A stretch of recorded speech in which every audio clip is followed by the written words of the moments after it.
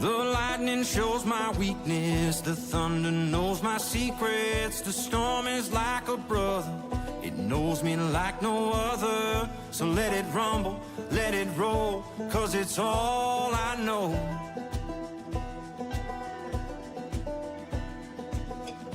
You can keep your calm and easy, but that peaceful life ain't for me.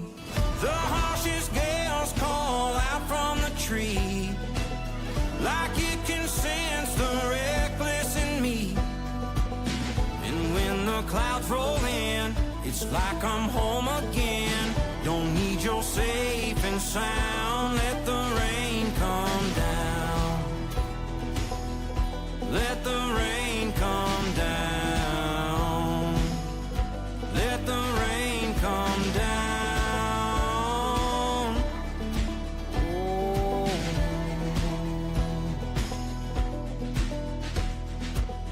I see the waters rising with waves as strong as iron. My soul was born for running.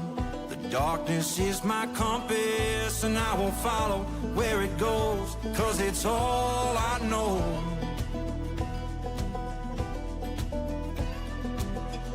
You can keep your sunshine story, but that peaceful life ain't for me.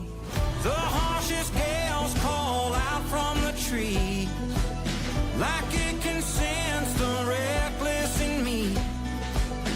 And when the clouds roll in, it's like I'm home again. Don't need your safe and sound, let the rain come down. Let the rain come down. Let the rain come down.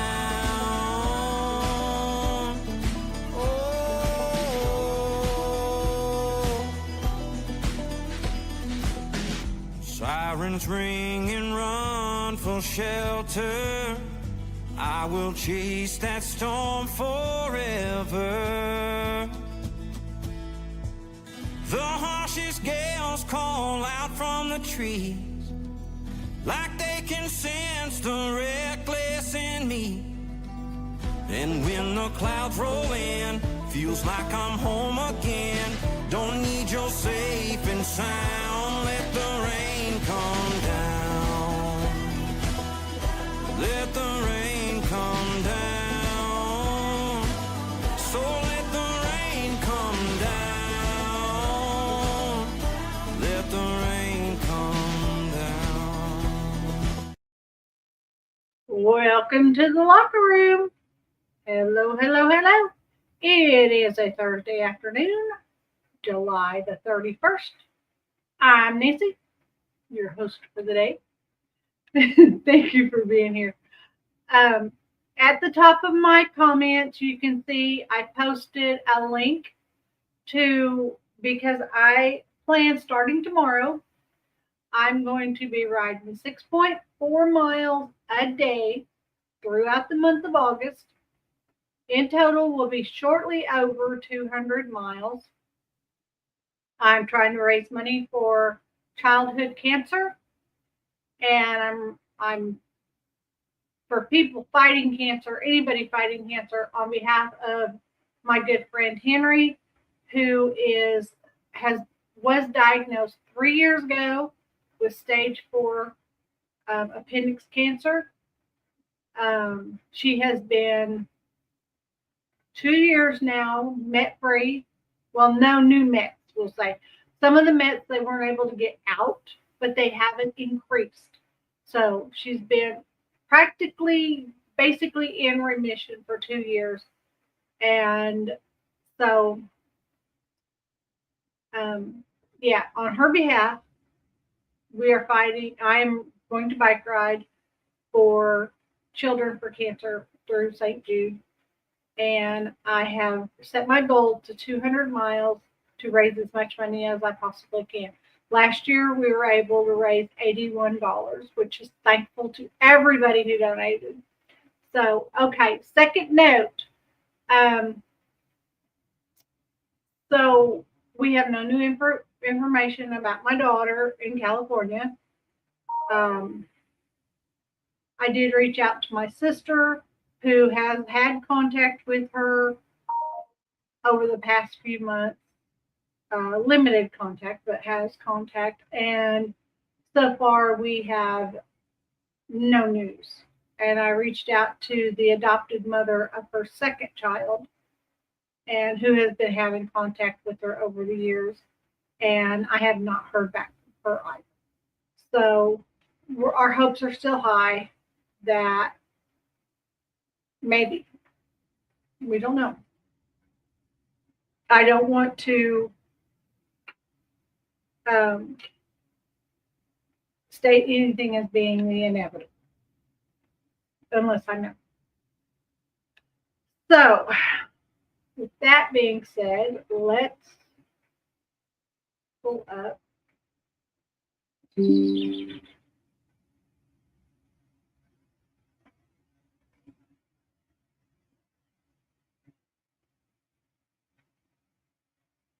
Our fair use disclaimer. I remembered it today. I was gone a while, and I'm sorry, but there's our fair use disclaimer. Everything will be for educational purposes only. Links to the location, the sources are in the description below. And I hope not to take any credit. I will not take any credit for somebody else's work. So thank you for being here. Please hit that thumbs up and let the algorithms start sharing out again that the locker room is open. All right. So first things first.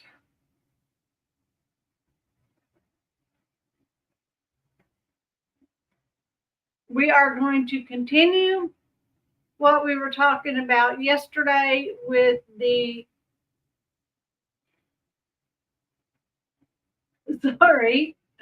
Dan Markel unaliving that happened 9 years ago. And we're going to go into what is going to happen, well, so far in the days leading up to the upcoming trial of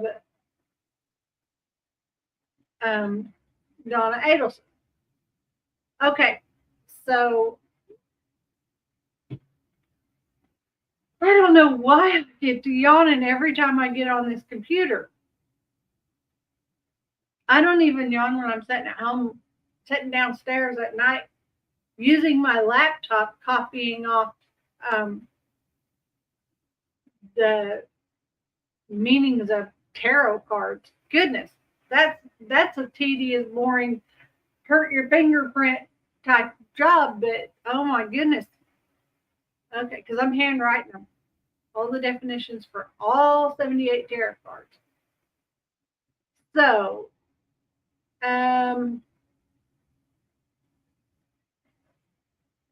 okay, this is a short video. It's just 1 minute video, and it's from ABC News. And it says, listen to FBI reporting of Charlie Adelson that was game changer for prosecutors in 2016. The FBI secretly reported Adelson in a noisy Florida mall. Prosecutors said audio enhanced 6 years later from the recording helped lead to his arrest for Dan Markelson's unaliving. Secretly record a meeting between Charlie Adelson and Katie McVanua at a South Florida strip mall. It was so noisy inside, it was hard to make heads or tails of what was being said. But then 6 years later, the FBI is able to enhance that audio, and for prosecutors, it's a game changer. Amanda Panda states, did you hear that they got the person who did the red rums at Devil's Den? And he was actually, I heard that. Yesterday they were saying something about they thought it might have been one of the escaped persons from Louisiana. But this one ended up a teacher that was teaching in Oklahoma and in Arkansas. And oh my goodness. Yeah. Thank you for bringing that to the table and welcome back. You've been missed. You're going to charge me. It mentioned my name. It makes me think with you. Makes me think they don't, it's already no part of the story. And paying that money, it was already out there. Amanda Panda says, I'm glad they caught him. I am too. I feel it feels much safer to me knowing that I had family in that area, you, your girls, other relatives, that now you guys are safe, at least from this guy. And that's a big relief. Especially with not knowing what's going on out in California, whether your other sister's alive or not. The thing that sealed the deal for Charlie Adelson was he's saying, if I thought they had enough evidence, I'd be at the airport, suggesting that he would skip town if he thought there was more evidence out there against him. Okay. So there's that part. And then, now, as for Charlie Adelson, we all know that he's got life plus 2 30-year sentences tacked on after that, without the possibility of parole. Because he got life for the red rum,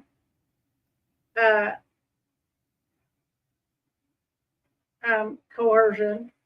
He got life for conspiracy to commit red rum, and he got life for intent to commit red rum. So, or two different conspiracies. We went over that yesterday. My brain's so jumbled. I got mashed potatoes in the head. Okay. So, if you look,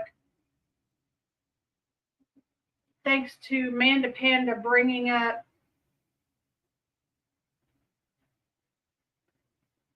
the person caught at Devil's Den. Thank goodness he was caught. But look right here. They showed a picture on YouTube of the guy caught at Devil's Den. But look here. This guy right here. I don't know if I can bring this up. I can't bring it up. This guy right here looks a lot like the guy. Let me see if I can. I can't bring that up any higher.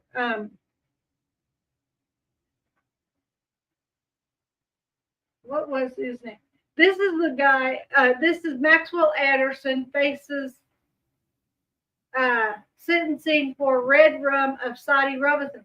But it looks like the same guy. This guy's a little heavier set than the guy that they showed from the Devil's Den. But oh my gosh, so many of them look a lot alike. It's just amazing. Okay, now we're going to go to, this is from Court TV. So I really have to watch it with my fair use cutting in and out, because I had a video 3 months after it had aired that was demonetized for using an old clip. Okay? So this is new wiretaps, allegations of plots to harm Adelson red rum case. Okay. So this is from Laura Stellar of Tallahassee, and there's Donna Adelson right there. So let's listen to this right quick. Morning, we're shining the spotlight on Mama Donna Adelson in her upcoming homicide trial, along with some surprising new developments in the case. So on Friday, there was a hearing that Court TV was not permitted to record.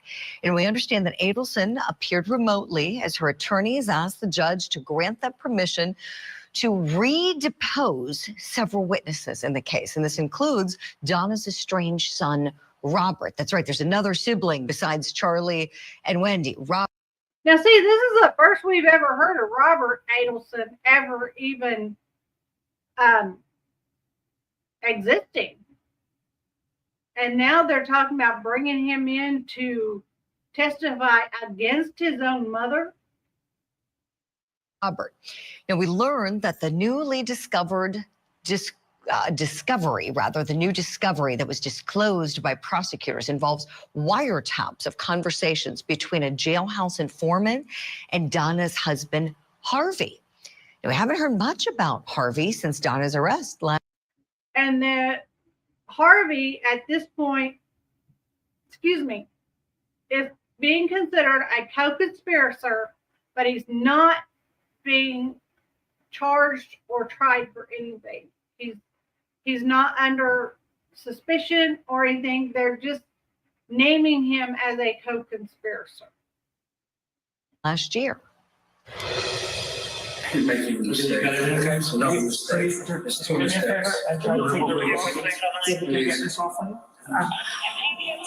you take it off, please, Donna? I don't want to hurt her. Please. Just no, it's good. Listen to me. Yeah. I'll call. Yeah, Uber. I will. Donna's defense team also alleges that the state of Florida made some false allegations. Okay, he wanted her wedding ring back from her, and she wanted him to get in an Uber and go home.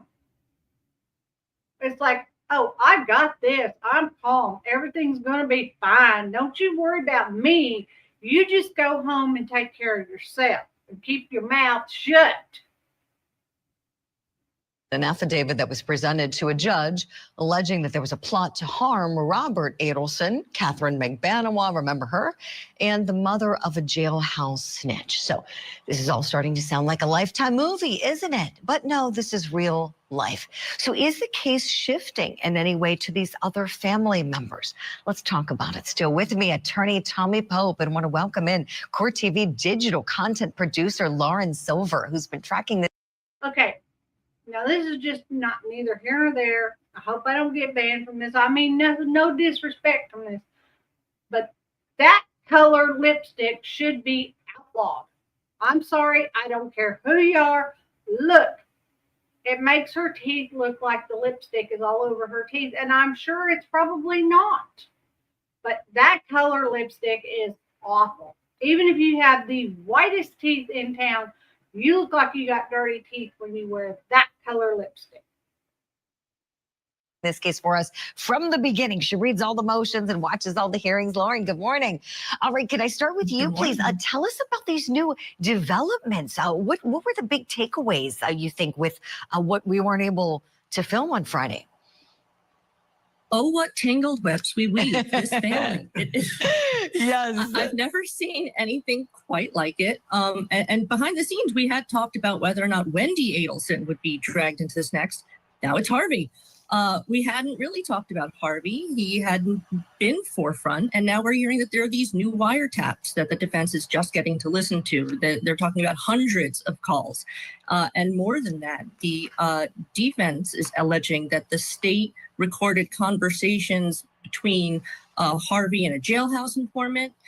They're alleging that the state is making up conversations because apparently the state is alleging that Donna's new attorneys that were entered after there was a prior conflict of counsel have been helping her to communicate with Harvey using their own cell phones and watches. And it is during one of those conversations, allegedly, that there was a discussion about a potential plot to harm their eldest son, Robert, who is estranged from the family. Oh, my. Lauren, you weren't kidding. This is quite a web here. Tommy Pope. Now, see, why would they want to hurt Robert? Are they afraid that Robert is going to turn tails on all of them and say, hey, I know what they were plotting. I know what they were doing. And I'm going to tell you facts, point like straight up. Is that why they wanted to hurt Robert? I don't know. So let me go to you next, please. So the defense, he wants to depose 2 investigators that were involved in the wiretaps, as well as Robert Adelson. Now, specific to Robert, they want to know about how some new accusations could impact his testimony against his mom. Judge Everett agreed that if the defense has some new questions not previously asked or some new information, the witnesses can be deposed on that. Otherwise, he'll take the issue under consideration. We've heard Donna before on Jailhouse Calls with her son Charlie as she talks about going to Vietnam. I have a clip for you here, Tommy. Let's take a listen together. The other thing I don't understand that my daughter could help me with it. We've been looking it up over and over. If things change, if there's extradition from Vietnam, because we've looked at all the places. I mean, I could go to Korea and China, but there's no extradition. But we're looking for places where there's no extradition. Ooh, okay. So we remember that. No extradition tells me she's guilty. She wants to go somewhere where she cannot be brought back. And she wanted to take her husband with her. But her husband got a visa, a 3-month visa in Vietnam, and was planning to come back at the end of 3 months. We learned that yesterday. Tommy, going back to Robert here, the testimony he could give against his mom, what legal issues do you see potentially coming up there for him, if any? You know, I was trying to think what incentive he would have, you know, and that he's already convicted. And I don't know, you know, different states, different laws, you know, but here in South Carolina, pretty much once you're there, with few exceptions, there's not any early parole for, you know, assistance. But, you know, in the federal system there is, and South Carolina started doing some of that, but, you know, unless he's looking out for, you know, taking care of himself. I have a question. I've noticed Nancy Grace does this too. You've got situations going on in Florida, okay? And he is from South Carolina. Why? Nancy Grace was talking about somebody the other day, and the case was happening. It had happened in Tennessee, and they brought somebody in from Ohio to talk about the case. Why? What does Ohio have to do with Tennessee? What does Carolina, North Carolina, South Carolina, whatever, have to do with Florida? The laws are different in every state. Why would they bring somebody in the right profession from the wrong state? I don't understand the reasoning behind that. And trying to figure if he can offer up something. But this thing, I never would have thought after the first trial it would have gone any further, you know, because it just seemed too collateral. But, you know, whether you want to call it the web or the rabbit hole, the more we see, the more this crowd, I mean, Mom talks about the going non-extradition. Apparently she's learned enough about the law to know where she wanted to end up. But again, this thing spreads broader and broader and broader over what I perceived initially to be, you know, kind of a straightforward family murder case. I hate to make it that mundane, but in my career, I guess that's what it is. Right. No, you're right, Tommy. I mean, it took a while for us to see it, right? We remember it was the gangbangers on trial first. We kept hearing about the Adelsons, and now, boy, the tables have turned, haven't they? Lauren, speaking of the tables turning, okay, we know that the attorneys for Mama Donna filed that motion. Okay, to answer my question, Manda Panda says non-biased opinions, kind of like when the police department is under investigation, neighboring another police department to investigate their own department can't investigate. Oh, that makes a lot of sense. Thank you. Thank you.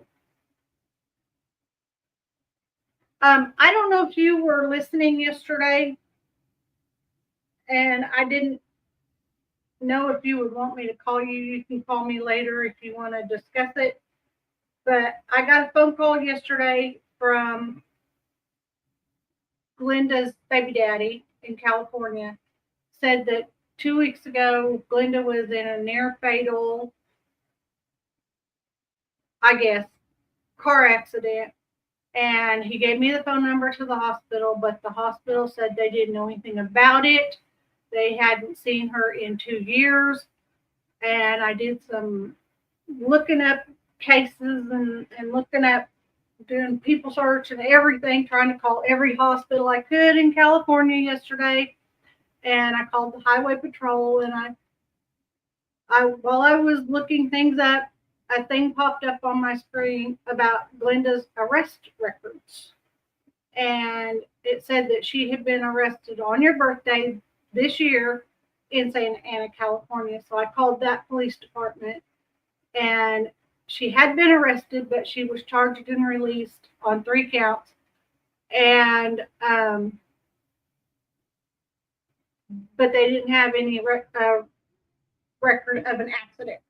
So currently I have Glenda's second child's adopted mother in Maryland who stays in contact with Glenda over Aiden. I've asked her to try to get a hold of Glenda, and I've also asked Courtney to try to get a hold of Glenda, but at this point I haven't heard anything back, so we don't know the state of where or how Glenda is doing. So just, if you want to talk about it more, you can call me later after the live. Okay. To ask the judge to recuse himself, which was denied. Any more about that? We really didn't hear why. Anything you could glean from Friday?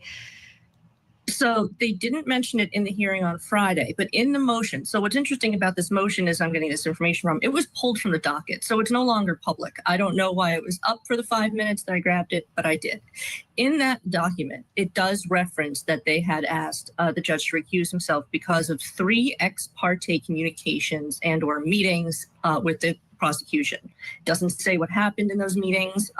It does also reference a number of affidavits given to the judge that contained lies, arguably about the alleged plot to hurt Rob Adelson, Catherine Magbanua, and the jailhouse informant's mother.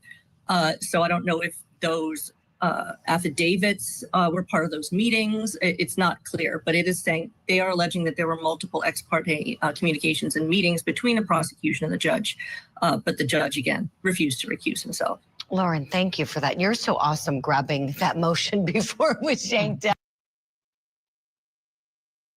I looked up car wrecks in Santa Ana, and there haven't been any recent near fatal accidents. And the one that did happen, see, that's what I found yesterday too. But thank you for looking. Thank you for looking. Down. You are the best. So let's talk a little more, Tommy, about these depositions that may be yet to come. I'm curious if you're Harvey Adelson. How concerned should you be about saying something that could potentially be used against you and potentially lay the groundwork for charging? You know, that was always the trickiest part, I thought, of constitutional law in the courtroom of, you know, when someone could plead the fifth, when they could. You know, we see it on TV all the time, and I'm just not going to talk. But you know, if you've got an immunity, there can be opportunities where you have to testify. And so, again, back to our tangled web, it's going to be interesting from a legal standpoint. You know, I was thinking about this whole pushback by the defense, and I don't know these attorneys as far as their strategies or the way they approach cases, but it was a little concerning what I heard you say on the lead-in too. If they're allowing access that maybe is supposed to be limited through their phones or their smartwatches or whatever the case may be, they may be protesting even more on those issues to try to cover the fact that they probably shouldn't have been doing what they were doing. Again, in that state, it may be perfectly fine, but if there's some restrictions there and they're trying to circumvent them, then they could have their own problems. And I never wanted to ask the judge to recuse himself unless I was pretty sure he was going to be gone, because he's going to remember that. So I think they turned up the heat for themselves, and so they probably have no choice but to keep on punching. That's a really great point, Tommy. Yeah, that's a. So basically, what he's saying is not that it would happen, but that I've seen it happen in Florida courts prior to. I don't know who that was. In other cases, I've been watching a case. I quit watching it because it turned into a big drama fest. But I was watching a case in Florida that was going on, a cyber stalking case actually. And that would be one I would love to get into following on my channel. But I already know that if I attempt to follow it on my channel without explicit written permission from one of the parties involved, I could get sued, and I don't want to get sued because I don't have the money to pay for my own attorneys. So, with that being said, they asked the judge to recuse himself because he was actually one of the person that was suing the other person was trying to do it as her own attorney. And she knew nothing about the law. So the judge was sitting on stand kind of giving her legal advice as he was asking her questions and such and such. And so the defense asked him to recuse himself. He declined. Then they went and did another deal, and he was still doing it, the same thing. So they asked a second time for him to recuse himself. And then the third time when they had to ask him to recuse himself, after denying all three times, they took it higher up into the higher up courts, to the district court, to get him removed from the case. And I'm not sure, but I think that judge has also lost he's back down into just being an attorney. I don't know for sure. I don't want to put out false information. I'm not going to mention the judge's name, but so, yeah. And what I'm thinking is it's possible that had the judge that got removed from the case, had it gone all the way to the end of trial, because the defendants had asked 3 times to have him removed, when it came down to the final judgment, he could have remembered all that, and he could have, not that he would have, but he could have used that against them and sided with the other person just out of spite. And I think that that's what they're saying. This could happen in this case from them asking the judge to recuse himself, that later when it comes to sentencing time, they could get a harder sentence because of such and such, because they asked him to recuse himself. And that's just what I have witnessed during what I've watched of court cases. Sticky situation to be in if you've made that motion to ask his or her honor to recuse themselves and they don't do it. It's like you got to know that you're right before you take on that legal battle, right?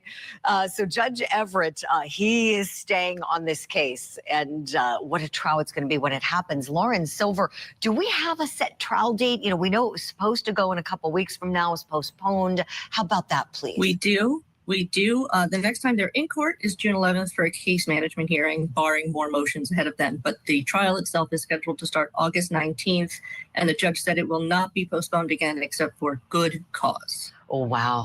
They found good cause. It's not going to be till September. But okay, so anyway, we'll get there. Yeah, he means business. He wants to keep this trial moving. Lauren Silver, I know we're going to be talking a lot more between now and then. Everybody check out Lauren's great writing on courttv.com. We'll see you soon. Okay. Welcome back. So what we know is that they asked the judge to leave, and the judge didn't leave. So it's possible that the judge could go a little rough at the end of the day. But if he's professional, he will not. He will mandate himself as a professional. I don't know that I could. I think I'd remember, it'd be in the back of my mind when I was thinking of sentencing. But I'm just going to be honest with you. Probably why I'm not a judge. No, I'm not a judge because I didn't go to law school. My goodness, who would want to do that? Okay. So this is our wonderful Donna Adelson, the former mother-in-law of Dan Markel. What I wonder, now, we know that the Red Rum for Hire plot, the theory is that the motive was to get Wendy full custody of her 2 children. Because after Dan Markel was red rummed, she changed their last name to Adelson. The 2 boys were born Markels, but they're no longer Markels, they're now Adelsons, so that she could stop his parents from having any grandparent rights to them or anything. Now, I think that could change in the event if she were later prosecuted and the children were taken away from her. They could possibly go to those grandparents. But I don't think they'd go into anybody in the Adelson family. So, anyway, this is Donna Adelson, and she was one of the people, allegedly, that was the initiator in the plot to make it to where Wendy would be able to move the children down to Miami from Tallahassee. So she wanted the kids in Southern California. This was her way of getting it done. I don't think they thought through the consequences. Maybe that's why they did it as a for hire. I don't know. That might come out in the case, in the trial. We don't know. Anyway, you notice she's wearing a wonderful, beautiful poke or pew vest right here in court.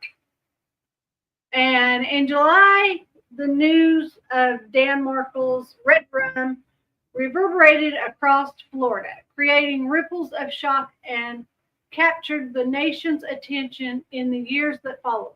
Markel's brother-in-law. Hi, H. Davis. How are you, sweetie? Noticed Manda Panda's back in our graces. We've missed her as well. Creating ripples of shock and capturing the nation's attendance in the years that followed, Markel's brother-in-law, Charles Adelson, masterminded the hit as he enlisted the services of Sigfrido Garcia and Luis Rivera, which we already talked about yesterday. That Luis Rivera looks like my youngest daughter, like CJ's biological father. And I don't remember his last name. I'm sorry you're tired. I hope you're doing well.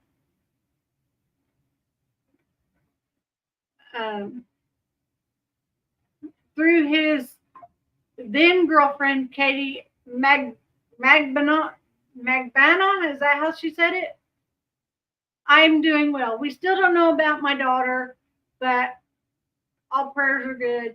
And Manda Panda looked up and there hadn't been any fatal car accidents or near fatal car accidents in the area recently. So all hopes are good. We're hoping that it was I don't know what to say, a plot to stir up our emotions or something against Glenda. The guy was her ex or is her ex, and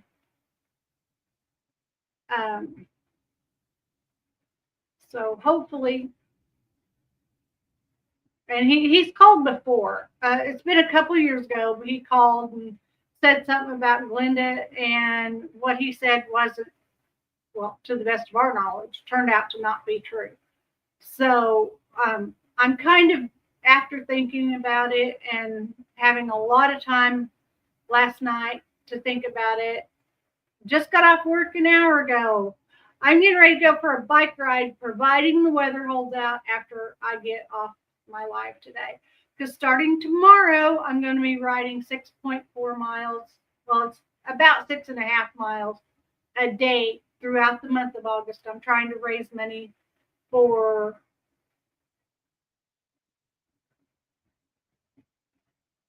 well, I see it as God saying family needs to stay together. Yes, Amanda, you're right. Family does need to stay together. Even if things aren't always going well, as we know, our family, the whole extended thing, has a lot of branches that don't touch anymore. We're still family, regardless. So anyway, let's get back to this. To carry out the crime, the 4 of them were subsequently arrested, but the case came to the forefront yet again when Donna Adelson, Charles' mother, and Markel's mother-in-law, was also arrested for the red rum in November 2023. Dateline Family Matters helps us understand how Donna was related to the entire scheme and if she was culpable. You know, if that Luis Rivera is the same person that is my son's biological father. Now, I don't know because he's not my biological son. Okay. He's my youngest daughter, Glenda's son.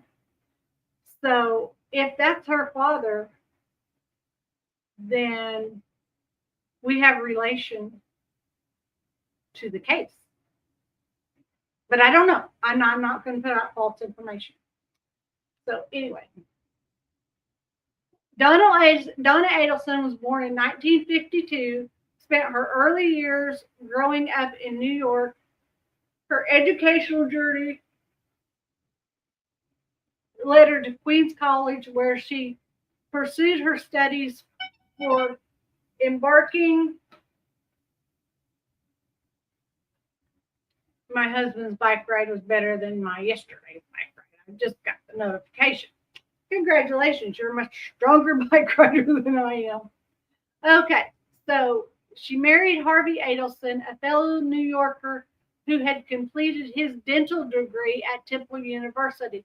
The couple laid the foundation for their family in Coral Springs, welcoming their firstborn, Robert, in 1974, followed by Charles and Wendy in 76 and 79.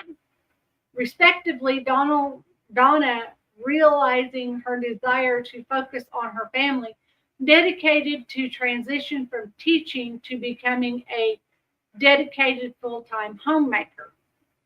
She was very pretty when she was younger. She kind of looks like that one news anchor. Kathy Lee. Yeah, she kind of looks a little bit like Kathy Lee Gifford around the facial structure. So, Donna Adelson dedicated herself to instilling a commitment to academic excellence and accomplishment in her children.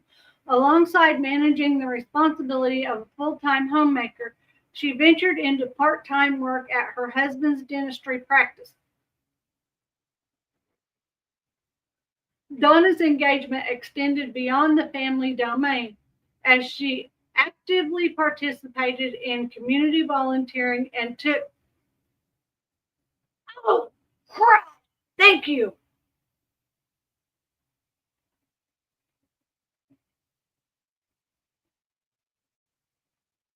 Here we go. Back up here.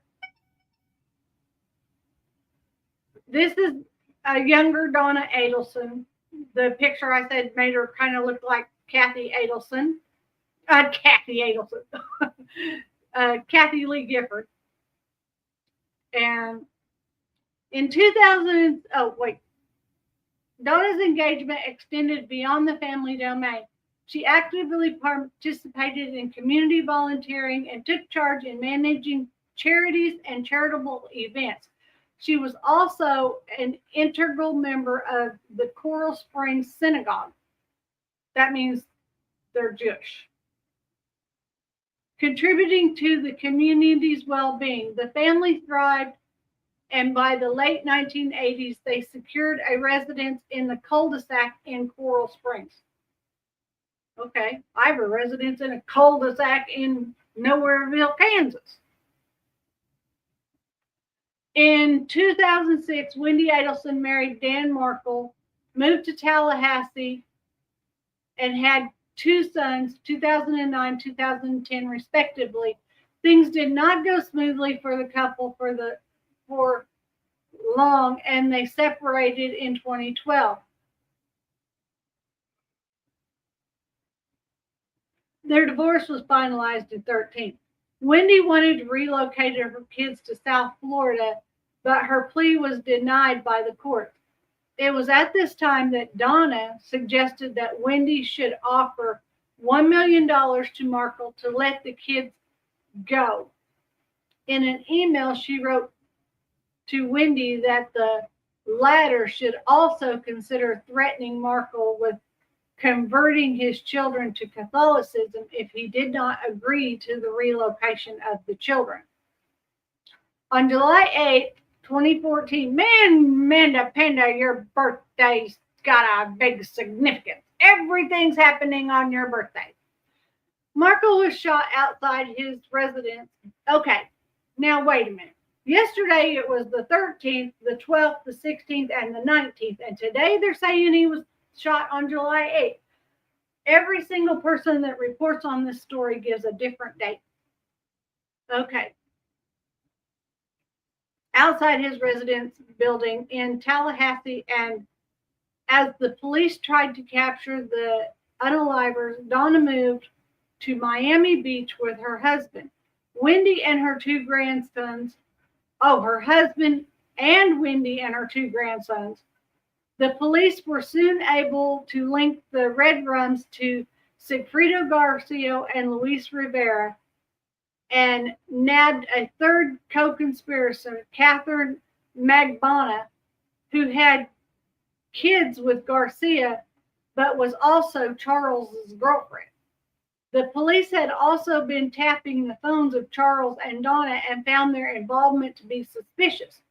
They were able to get testimony from Rivera, who detailed that it was Charles who had hired him and Garcia for the Red Rum and had contacted them through Magbana. Charles' trial concluded in November 23, with him being found guilty of first-degree Red Rum, conspiracy to commit Red Rum, and solicitation of Red Rum, and he was given a life sentence without the possibility of parole. Following his arrest, Donna made a lot of phone calls to him, but little did she know these calls were being monitored by the authorities. She was heard saying that she was making arrangements for her grandchildren to be taken care of. So she also told him about her plan to run away to a country that did not have an extradition treaty with the U.S. This is Donna when she was 73 years old. On February 13th, 23, Donna was at the Miami International Airport with her husband and was getting a flight to Vietnam when she was approached by the authorities, who asked for her passport. She was then told that she was being arrested on the charges of first-degree Red Rum, solicitation of Red Rum, and conspiracy to Red Rum Dan Markel. Her first court appearance was November 21st, 23 at Leon County Court. Her lawyers filed an emergency motion stating that she was receiving inhumane treatment as she was being held in solitary confinement and being denied her blood pressure medicines. The prosecutors alleged that before her arrest, she had told Charles that she was going to unalive herself So the solitary confinement was for her safety, and the motion was subsequently dismissed by the court. Donna's case is still ongoing, and she's being held at Leon County Jail for the time. Okay. So now we have an update.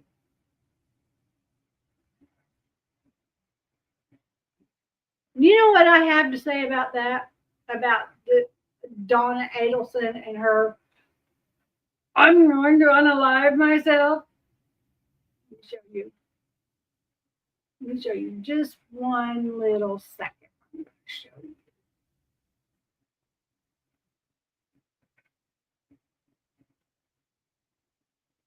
Whoops, that's not it.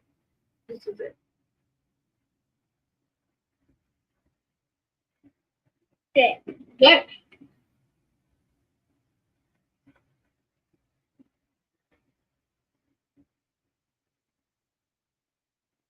Come on, go. It's not playing. A bullshit. A bullshit. That's what I say about it. Okay. If she's man enough to do the crime, she needs to be man enough to do the time. Update, new trial date set for Donna Adelson. Okay, let me move you off the screen and then put this one up here on the screen. Okay. This is them in court debating the trial date and what yada yada. According to State Attorney Jack Campbell, Donna Adelson's new trial is set for August. Jury selection begins August 19th. Original. The judge presided over Donna's case has granted her request to delay the trial according to an order issued Thursday. The trial was set for June 3rd. The court found the defendant must be afforded an adequate opportunity to investigate and or prepare a defense. Court documents further state that the defendant has demonstrated good cause for the request to cancel the trial. Okay, what had happened was she felt like she wasn't being treated properly in jail, and her attorney had conflicting interests with her. And are you talking to me, H. Davis? I'm doing okay. Are you asking Amanda Panda because she has been missing? Well, just not here for a little while. Okay. So anyway, the new attorney for Donna Adelson had not had time to prepare the case between when he was hired. And yes, I'm doing very well, thank you. We're keeping up hope.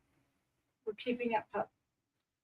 And so the new attorney hadn't had a chance to get everything prepared, so that's why they moved the date out. During a hearing on Wednesday, the state said they investigated a new lead they were alerted to last fall. According to the state, the investigation resulted in new material and recorded phone conversations, wire calls. The state said there are more than 30 calls, but they likely plan to use one or two at trial. Yes, Amanda Panda is building her relationship with her children as they're becoming young adults, and she's been doing a lot. The state said there are more than 30 calls, but they likely plan to use one or two at trial. They said they believe the defense has had enough time, about 2 months, to review the information from when it was discovered to the time of the trial in June. The defense said it hasn't had time to review the calls, not even 2 hours of the phone calls. Attorneys for Adelson said 2 months is not enough to review and analyze the new information. Daniel Markel, a Florida State University law professor and Adelson's former son-in-law, was pew-pewed and unalived in his garage in July of 2014. Donna Adelson is charged with first-degree red rum, conspiracy to commit red rum, and solicitation to commit red rum in connection with Markel's death. She has pleaded not guilty to all charges. Adelson's son, Charlie Adelson, was convicted last year for his role in the red rum for hire plot. A new trial date has not yet been set. Okay, so with that being said, we move along to June and then a little bit. They have softball games twice a week, band and career practice, cheer practice every day. What else? Cross country practice and church activities. Number 3 is very, very active in her church, and that is wonderful. Okay, so it's already on screen. Okay. Judge set September 30th date as trial start date for Donna Adelson. Okay, Donna Adelson is set to go to trial in September. She's accused of helping orchestrate. Yeah, softball is part of. Oh, that's wonderful. She's on church softball team. That's great. She's accused of helping orchestrate the 2014 killing for her former son-in-law, Dan Markel, a Florida State University law professor. Okay. The trial date of September 30th will mark jury selection with opening arguments slated for later that week. Okay, so they're going to start jury selection September 30th.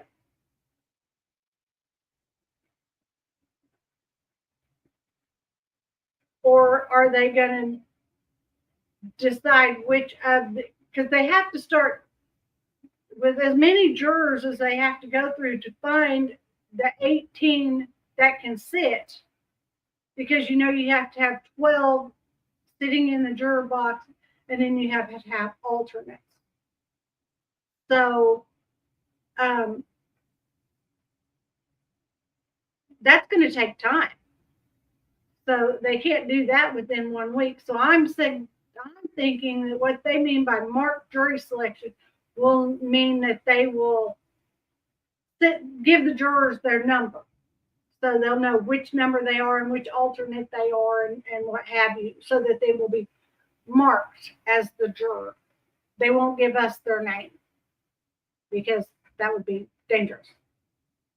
So Adelson is the latest member of her family to be charged in Markel's unaliving. Her son, Charles Adelson, was convicted of paying hitmen to unalive Markel in 2014. The law professor was embroiled in a custody fight with his ex-wife, Wendy, at the time of his unaliving. Charlie is Wendy's brother, and Donna is their mother. Okay. Donna was arrested in November while trying to board a one-way flight to Vietnam. She and her husband booked the flight shortly after Charlie Adelson was convicted for his role in the crime. Okay, and then all of these this is Dan Markel's mother is speaking out for the victim of the family. The Markel's family says they're relieved as Charlie faces sentencing for Dan's unaliving. There's a lot of things that's going on, but I'm not going to go over all of these. What I'm going to do is I'm going to look at some of them, not today, but as the case gets closer, I'm going to see what I can learn more about Donna Adelson. And in the middle of the searching for that, while I'm going to research other topics to go over. And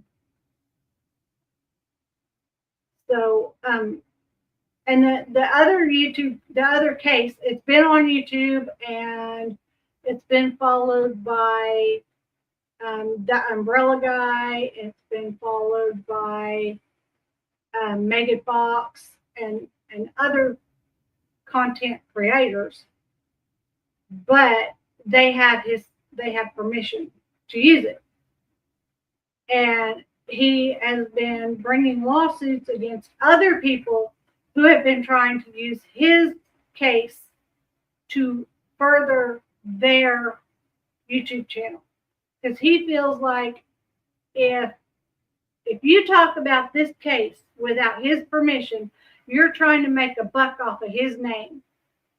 And so he sues everybody who tries to use this case. Now, he's posting about this case nearly daily on his channel. And Megan Fox posts about it, and the Umbrella Guy posts about it, and his former attorney posts about it. And, you know, there's people that are posting about it, don't get me wrong. But if I try, or any normal person tries, to use his case without his permission, which he won't give the permission, but if they try to use his case without permission, he's going to sue them for trying to build and grow their channel and make $1 off of his name. So, which that, I guess, is his right. And we all have a right to something.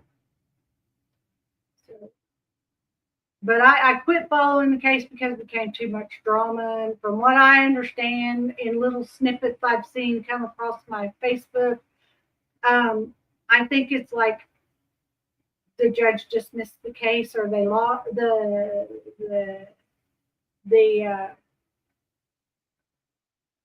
plaintiffs lost the case, and I don't know if they lost the case. That means that they had to sell their property and move out of the county that they were living in, because their house was in Providence. It wasn't actually in,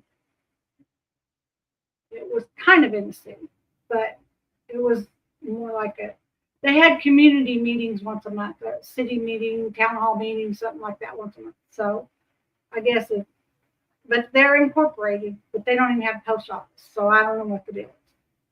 So, Amanda Panda says, H. Davis, me too.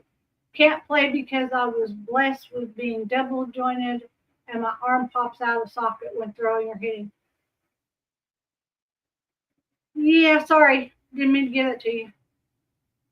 Keep that double jointed going, though, because when you get old like me, you get to where you have rotator cuff problems.